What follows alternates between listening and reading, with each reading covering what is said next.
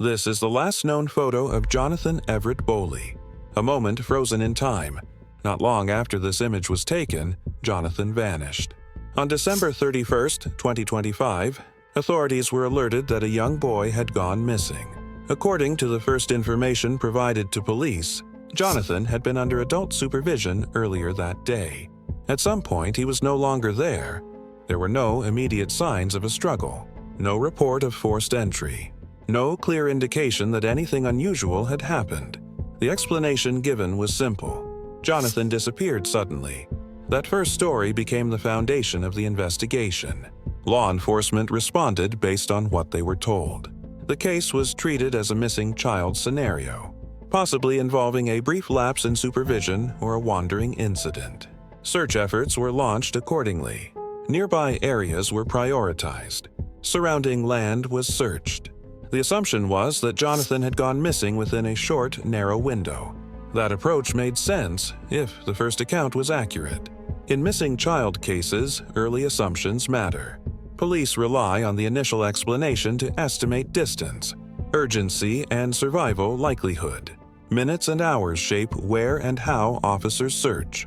At first, there was no public reason to doubt the account. The information given did not immediately raise concerns. Nothing appeared inconsistent on the surface.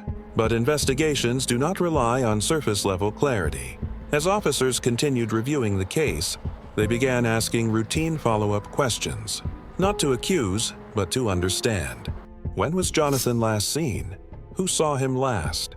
What exactly was happening before he disappeared? How much time passed before authorities were notified? The answers did not point to a single, precise moment. Timelines were described broadly. Details required clarification.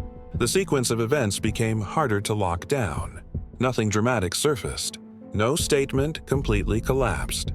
But the certainty investigators needed was not there.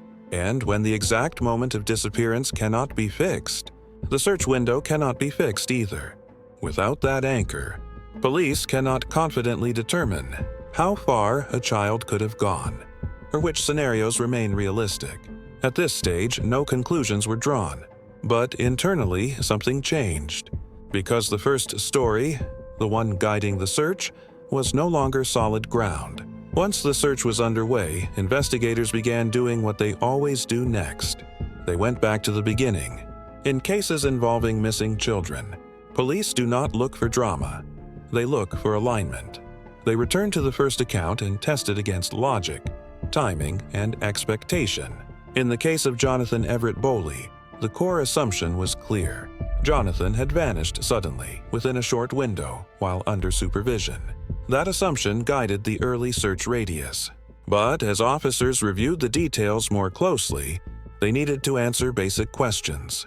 When exactly was Johnathan last seen? Who was present at that moment?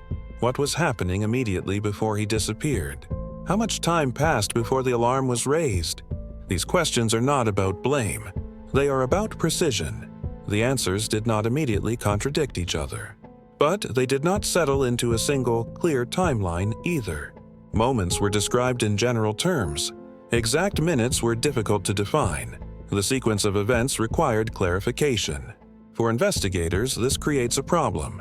If a child disappears within minutes, search priorities are one thing.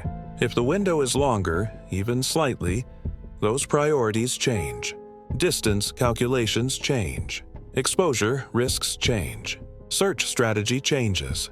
As the timeline became less precise, police could no longer say with confidence how long Johnathan had been missing before the search began. And without knowing that, they could not be certain how far he might realistically have gone on his own. At the same time, officers began noting what was not present. There were no confirmed sightings of Johnathan leaving the area. No independent witnesses placing him away from the home. No clear trail pointing outward. Again, none of this proved anything. But it weakened the simplicity of the first explanation. Because a voluntary disappearance, and even in a child, usually leaves traces. Sounds, movement, sightings, or timing that can be narrowed down. Here, those anchors were missing. Internally, investigators had to adjust their thinking. Not to discard the first story, but to stop relying on it as the only explanation. And that is the moment when a search begins to change direction. As uncertainty around the early timeline grew, the investigation into Johnathan Everett Boley could no longer rely on its original direction alone. This change did not happen publicly. There was no announcement, no statement saying the first account was wrong. But internally, investigators had to reassess how they were searching and why. When police believe a child disappears within a short, clearly defined window, searches are calculated around distance and time. Officers estimate how far a child could reasonably travel, which routes make sense, and where to concentrate resources first. That logic depends entirely on knowing when the child vanished. As that timing became harder to pin down, the search radius lost precision. A few minutes of uncertainty can change everything. An hour can change it even more. Investigators now had to consider that Johnathan may have been missing longer than first believed. And if that were true, the assumption that he had wandered only a short distance could no longer stand on its own. Search efforts expanded. Officers continued ground searches, but they also broadened their review of early information. Statements were revisited. Sequences of events were examined again, not to assign fault, but to test consistency. What had initially been treated as background detail now mattered. At the same time, the absence of expected indicators became more significant. There were no verified sightings, placing Johnathan outside the immediate area during the early hours. No independent confirmation of movement away from where he was last seen. No clear evidence pointing decisively in one direction. None of this answered what happened, but it did something just as important. It removed certainty. From this point forward, the investigation could no longer move forward under a single, clean narrative. Every possibility had to be weighed against multiple timelines. Every new lead had to fit more than one scenario. This is where many cases slow down, not because effort stops, but because clarity disappears. When investigators cannot confidently establish a starting point, every step forward becomes cautious. Searches take longer. Decisions carry more weight. Conclusions become harder to reach. The investigation had not failed, but it had lost the simplicity it started with. And in missing child cases, simplicity often determines speed.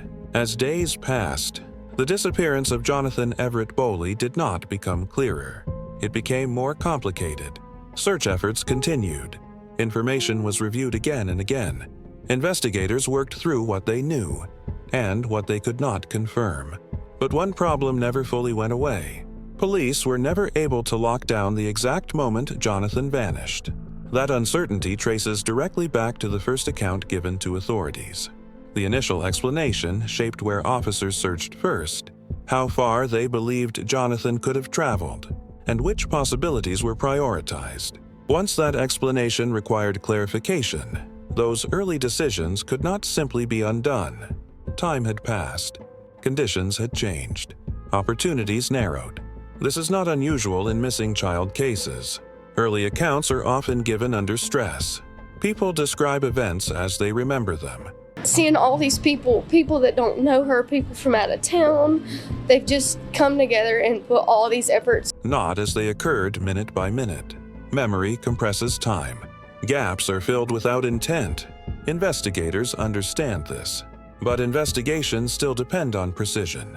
When the starting point of a case is uncertain, every lead that follows has to be evaluated against more than one possible timeline. That slows progress. It adds complexity. It makes certainty harder to reach. In this case, the first story was not strong enough to anchor the investigation on its own. That does not mean it was false. It does not mean it was intentional. It means it could not carry the weight placed on it. And when a search begins on unstable ground, the uncertainty follows it forward. As of the latest confirmed information, authorities have not publicly resolved what happened to Johnathan. The case remains defined by unanswered questions, not conclusions. What remains clear is this: the investigation did not lose momentum because people stopped looking. It lost clarity because the beginning never fully settled. That is why the first lie matters, not as an accusation, but as a structural failure. It was the moment confidence entered the case before certainty. And once that happens, even the most determined investigation has to fight uncertainty from the very start.